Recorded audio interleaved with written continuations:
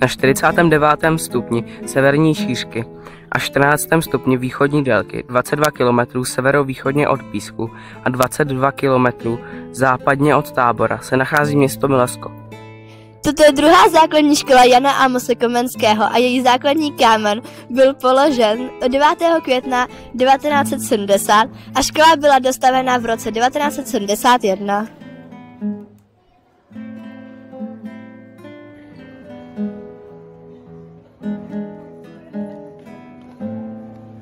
Mezi nejvýznamnější památky Mileska patří premonstrátský klášter, který se nachází na severovýchodním okraji města. Klášter byl založen mezi lety 1184 a 1187. Jedná se o nejstarší klášter na jihu Čech.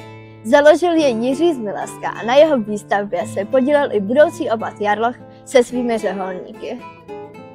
4 roky po jeho založení klášter vyhořel. V době husitských válek byl klášter vypleněn. V 15. století jej vlastnili Rožmberkové, po nich Švamberkové.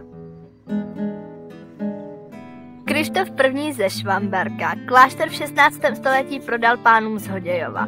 Po Bílé hoře byl pánům z Hodějova zkonfiskován majetek, včetně Mileského kláštera. V roce 1622 se podařilo získat císařské rozhodnutí, aby byl klášter přidělen premonstrátskému klášteru na Strahově. Hlavní branou z roku 1885 se vstoupí na klášterní nádvoří, kde se nachází kašna, která původně stávala na hlavním Mileském náměstí. Po pravé straně vchodu na prvním nádvoří je budova bývalé latinské školy. V jejíž dolní části se dnes nachází kavárna.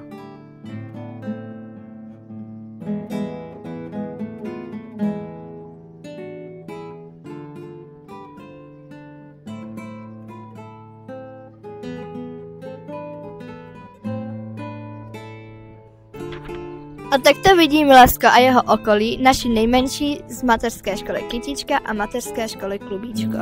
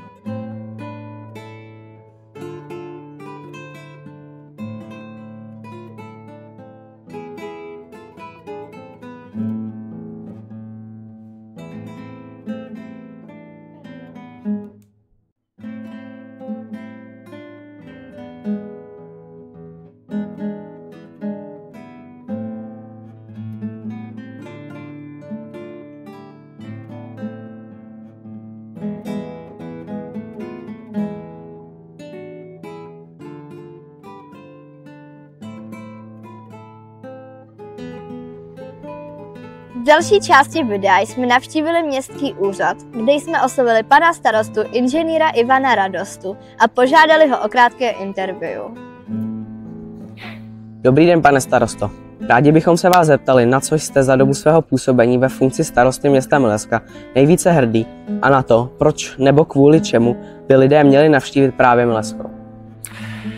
Jsem moc rád za velkou podporu našich občanů i kolegů v zastupitelstvu na městském úřadu. Bez nich by to nešlo. Asi hrdý jsem i na to, že se nám povedlo po dlouhých letech vybudovat takovou malou průmyslovou zónu tady. Jmenuje se Podnikatelský park Milevsko.